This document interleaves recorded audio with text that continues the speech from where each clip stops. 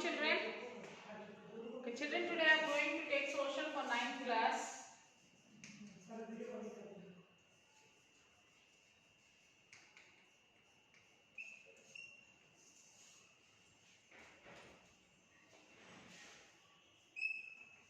Chapter 9.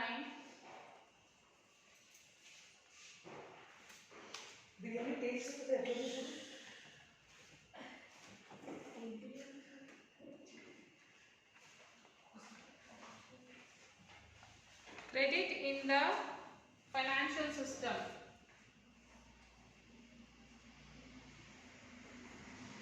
Credit the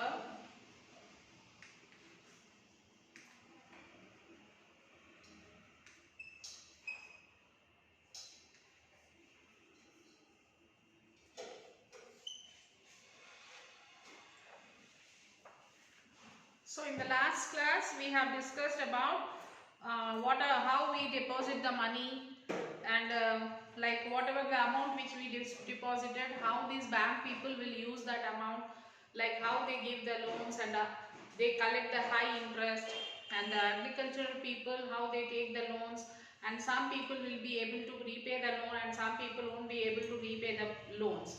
These all things we have discussed in the last class.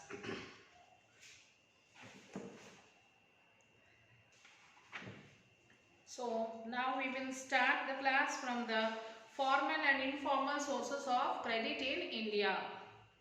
In the above examples, we saw that people obtain loans from various sources. So we have in the above examples we have learned, we have studied that people take loans from the obtain loans for various reasons.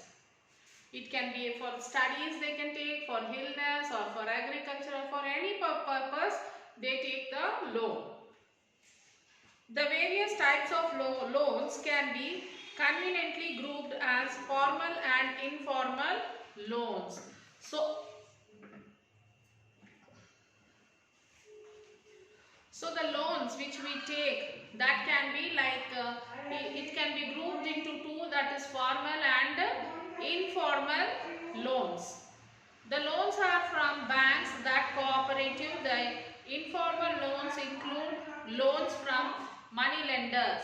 Okay, the loans are from banks are cooperatives. The informal loans include loans from money lenders, traders, employers, relatives and friends, etc. In the pie chart, you can see the various sources of credit to rural households in India. Out of every 1000 rupees credit required by rural families, rupees 25 was available from commercial banks. So besides banks, the other major source of cheap credit in rural areas is the cooperative societies or cooperatives. There are several types of cooperatives such as farmers cooperatives, weavers cooperatives, etc. You will also notice that money lenders are an important section of informal credit providers in India.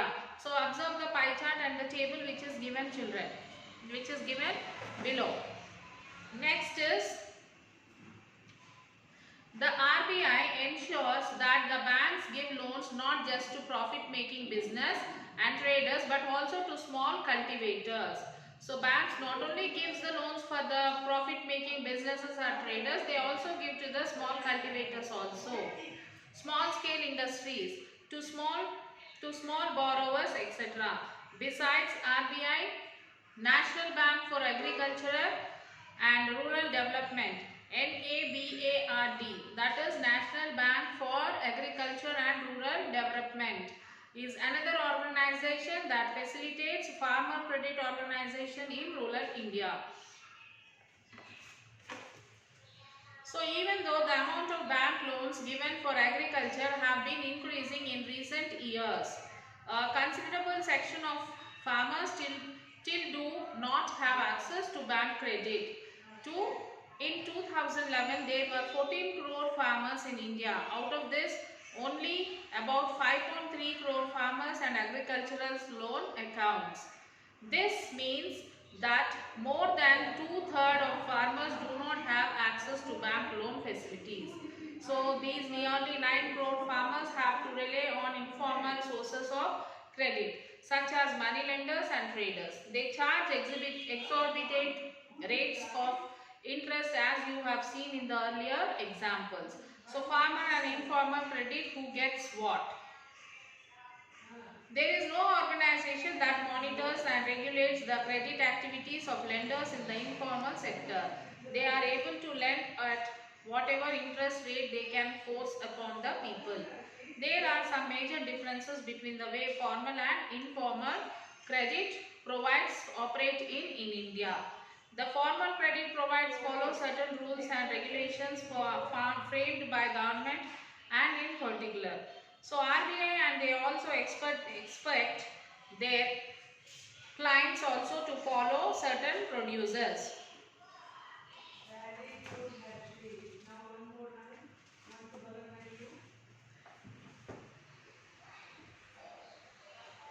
So compared to the formal lenders, most of the informal lenders charge a much higher rate of interest on loans. This means that the cost to the borrower of informal loans is much higher. Although many states have laws to protect its people from informal credit provided, such as money lenders from charging a high interest rate. These laws are not sufficient to make the money lenders charge low interest rates but are yet to enforce effectively. So higher cost of borrowing means a large part of the earnings of the borrowers is used to repay the loans. So higher cost of borrowing means it is nothing but a large part of earnings of the borrower is usually to repay them.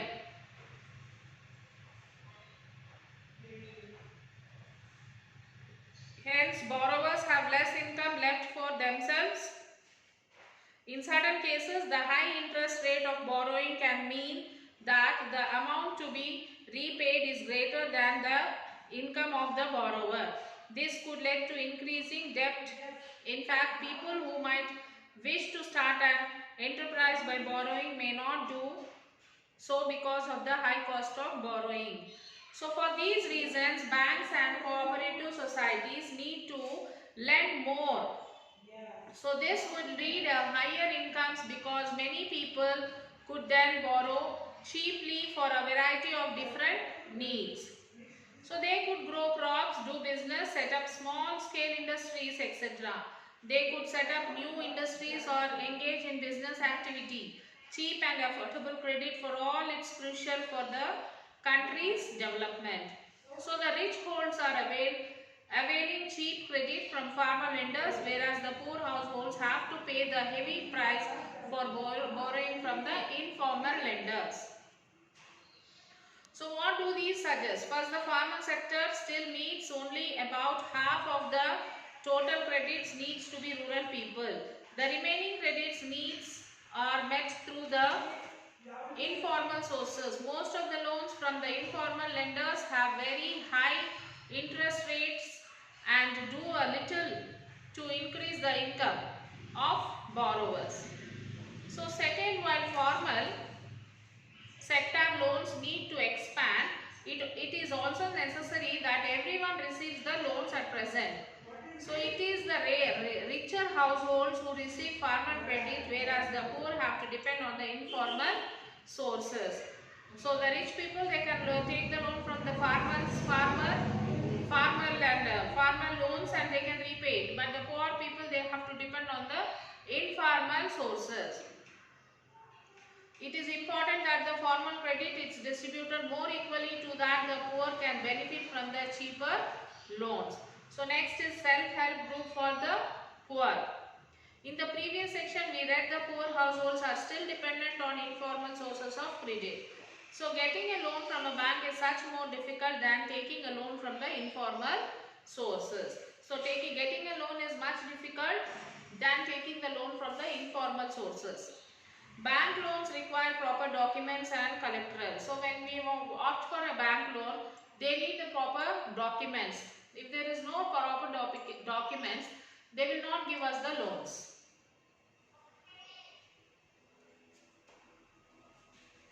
Absence of collateral is one of the major reasons which prevents the poor from getting the loans. They have a few assets to keep as a collateral. So informal lenders such as the money lenders on the other hand know the borrowers personally and hence are often willing to money lenders even without repaying their earlier loans. So as the money lenders, they know the people personally, so that's the reason why they won't check any documents or anything, they give the loan. And also if they have not repaid the previous loan also, they give the loan.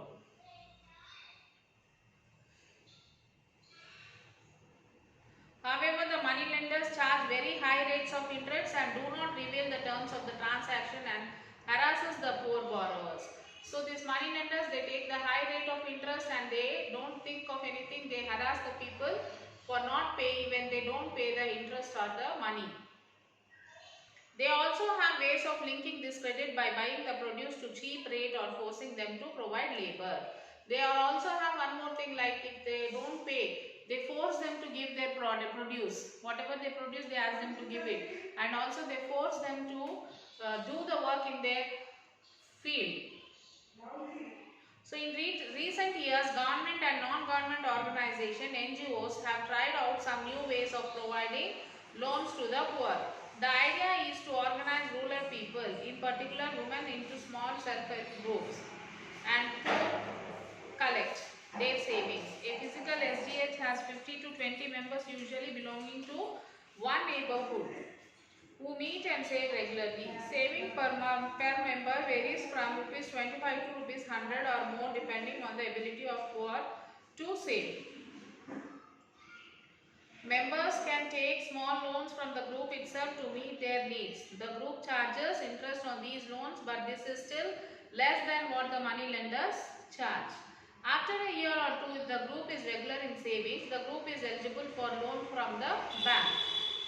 So after a year or two, the group will be eligible to take the loan from the bank. This bank linkage enhances the loan amount available to all the members.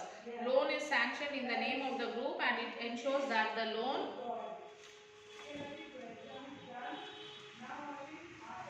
are paid back. So all the group members should sit and discuss, and all the group members should accept to take the loan so that it should be repaid. The trust and pressure among the members makes this possible. Important decisions regarding to saving and loan activities are taken by the group members. The group decide the terms of credit. Also, the group members are jointly responsible for the repayment of the loan. So the group members have to look after that whether the person who is taking the loan will be able to repay it or not. If in case he is not able to repay it, the whole group members have to repay the loan.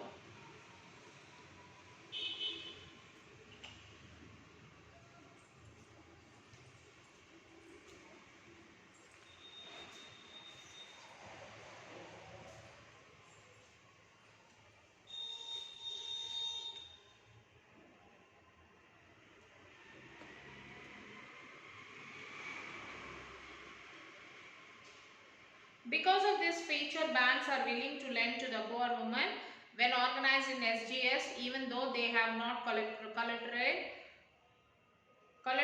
as such. So collateral usually kept by banks is not necessary. These loans are meant to create self-employment opportunities for the members.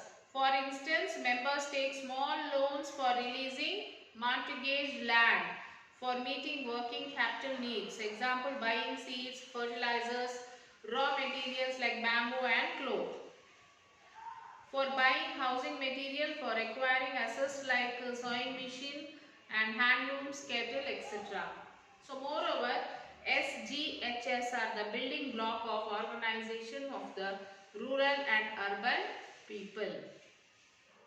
Not only do women become financially self-reliant, the regular meeting of the group provide a platform to discuss and act on a variety of social issues such as health, nutrition, domestic violence, etc. So the women, not only they get the benefits from the group, they also have the chance to have a group meetings and discuss with the other ladies who are there in the group. So now you will have to read this, children. Read this green color box. Financial literacy.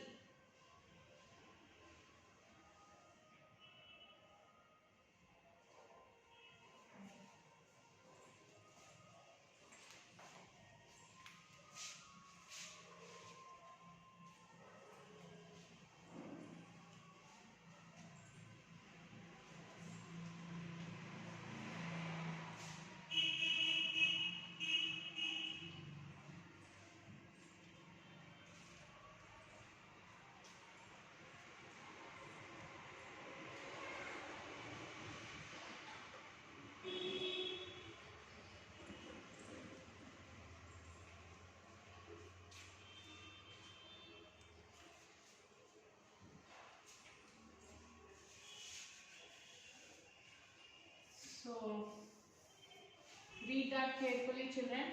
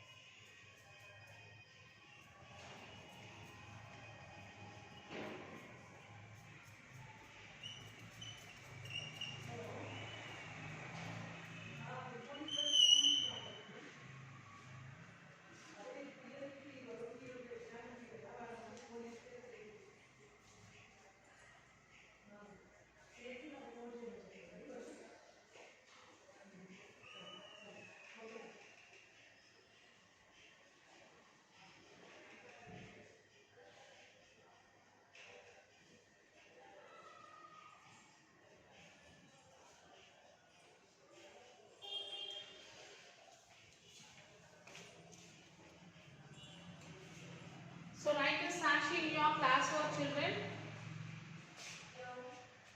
Sakshi, social class 9. Homework, read lesson 9. Complete. Full lesson you will have to read it. Then answer the question answers in your classwork book. Then take your parent signature. So children, you will have to read the lesson, complete lesson each and every line. And then you will have to write the question answers. Write it by your own.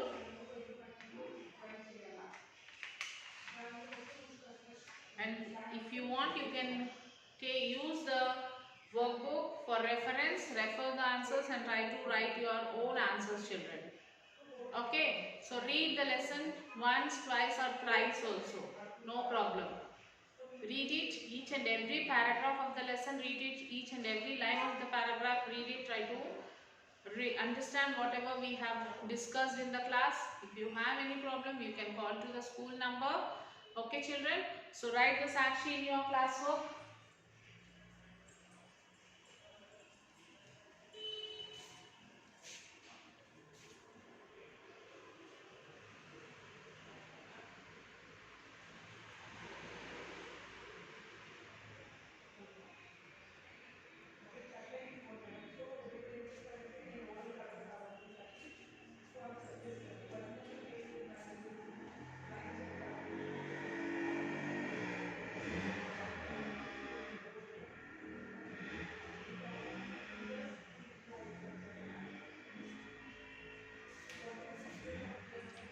So after writing this Sakshi, you will have to take your parent signature, children, and after finishing your classwork, completing the classwork, take the photo and send it to the school mail ID.